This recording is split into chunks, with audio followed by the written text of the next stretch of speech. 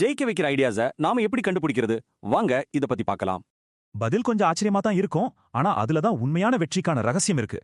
முதல்ல ஒரு விஷயத்தை புரிஞ்சுக்கலாம். உண்மையான வெற்றிக்கு நாம எப்பவும் ஒரு விலை கொடுத்தே ஆகணும். அதே மாதிரி ரெண்டாவது முக்கியமான விஷயம், ஜெயிக்கிறதுக்கான பாதை எப்பவுமே சுலபமா இருக்காது. அப்போ ஈஸிங்கிறது நாம அடைய வேண்டியதில்ல, அது நம்ம யோசனையை மாத்தணும்னு சொல்ற ஒரு சிக்னல். இப்போ நிஜ வாழ்க்கையில ஒரு கம்பெனி உதாரணத்தோட இத பார்க்கலாம் வாங்க. புது ஐடியாக்கள்ல ரெண்டே வகை தான். ஒவ்வொன்றும் நம்மள வேற வேற இடத்துக்கு கொண்டு போகும்.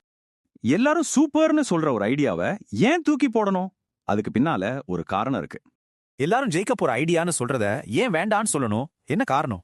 ஏன்னா எல்லாரும் நல்ல ஐடியான்னு சொன்னா அது ஏற்கனவே எல்லாருக்கும் தெரிஞ்ச ஒண்ணுதான்.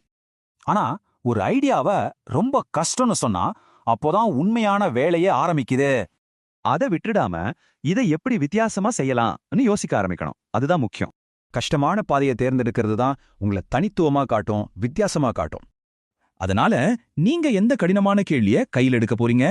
ஈஸியானதை விட்டுட்டு கஷ்டமானதை தேடுங்க.